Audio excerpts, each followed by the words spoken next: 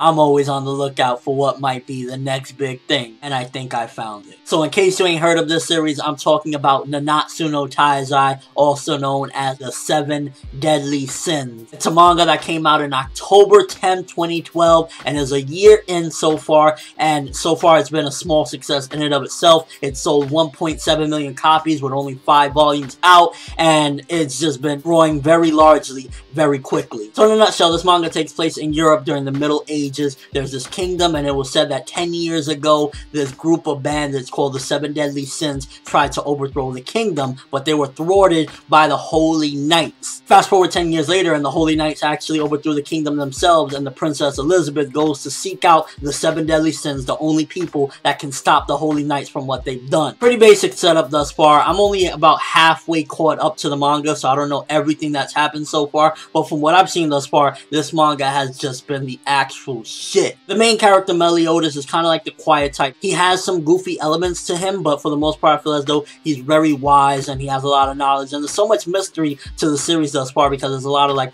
okay, why is this character looking like this? What is this character up to? And some of the other characters that I've been introduced to, the giant Diane and Bond, this motherfucker that he got captured just because he loves pain. There's so many freaking crazy characters thus far in the series, and I definitely gotta say that it has a little bit of fan service, and it's straightforward with it from the get-go. It's like, yeah, this manga will have some fan service, but it doesn't really become overbearing at all from what I've seen thus far, and at times it's just mostly used at the end of a battle where it's just like a little quick joke or something, very quick. Nothing like that is an entire chapter of nonsense with that, so you don't gotta worry about fan service being a big issue. Aside from the occasional joke here or there, it's just straightforward, and the battles so far have just been crazy, and it's like very unique. It does a lot of things in a very unique way. Guy Meliodas has a pet pig that talks named Hawk, and it walks around with the bar because he kind of has like this little operation where he's a bartender during the day, and like they set up shop and they move the bar around. It's just freaking hilarious. Something very different than like the normal, because like, wait, so the main character is like the owner of a bar, and it's weird concept, but it works so well for what they're doing because it's just something different. It's kind of reminding me in a small way, not in a large way, but in a small way, of Game of Thrones, if you ever seen that series, because it has like the Middle Ages and kingdoms and a lot of treachery, betrayal, you know, a lot of different things going on in the series regarding like just the Middle Ages and how things were back then. But it also, of course, has its shonen trope, so it, you know, it becomes a shonen manga as well, of course. And it just really has such a great feel to it, and so much of like, yo, where could this thing be going? Because right now, from where I'm going, it seems as though they're meeting a lot of the deadly sins very quickly. They're meeting, you know, one after another. So I'm imagining that a lot of the setup, maybe for the first, I want to say 50, possibly even 100 chapters, I'm not sure, will be mainly meeting up with the 7 Deadly Sins and seeing what they're up to. Are they alive? Where are they at? And then I imagine it's going to go even further, and then eventually go up against the Holy Knights and maybe see why the Holy Knights overthrew the kingdom 10 years ago, who set up the 7 Deadly Sins, because from what I see with the 7 Deadly Sins, for the most part, most of them are straightforward and decent people. Meliodas seems like a very decent person. He even fights with this weird sword that is like, all it is the handle and then like a broken part of the sword, and he's still freaking strong as shit. He has a weird body. It kind of dibs and dabbles with different series. If I wanted to compare it to other shonen, it kind of gives a little bit of that Dragon Ball with Goku and Bulma in a way, and at the same time it's kind of funny because one of the main characters, Elizabeth, the princess that's with Meliodas, she's the fan service object. She's definitely like the Bulma of the series or the Lucy of the series. Well, Dragon Ball didn't have too much fan service back in the day, but you get what I mean. She doesn't really mind when Meliodas like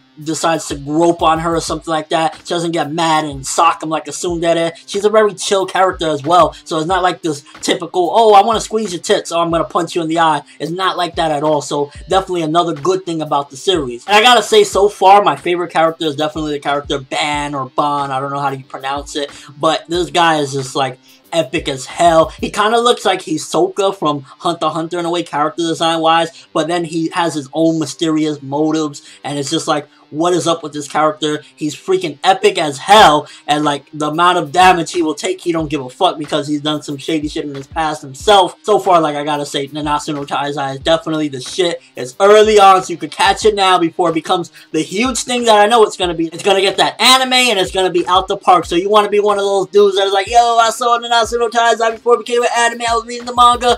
Go read it now. Now, as far as where it might be in the future regarding popularity, whether it'll be the next Naruto, One Piece, Bleach, etc., I'll definitely say that it has already momentum to be like, as far as the popularity, at the very least, Fairy Tail, because, you know, Fairy Tail is pretty popular as well. It has the possibility of at least getting there because it's starting to rank up there to the point where Hiro Mashima and the mangaka of Nanatsu no Taizai are going to be doing some sort of collaboration. But the thing about it is, where I think it'll definitely surpass the popularity of Fairy Tail, and possibly, dare I say it, you know, this is just throwing it out there, it's a possibility it could get up to the big three, is because it has more of a seriousness to it. It's not just like the jokes, because it has some jokes in there, and, you know, it has the small amounts of fan service here and there, but it really just takes the story and drives it along with very interesting characters, and that's one of the main things that you're supposed to do, and like develop the characters and show backstories and give them more, so that you feel like, oh wow, I'm growing with this character, I'm watching this character grow, and I'm feeling like you're definitely getting that vibe with this series. And, you know, characters like Elizabeth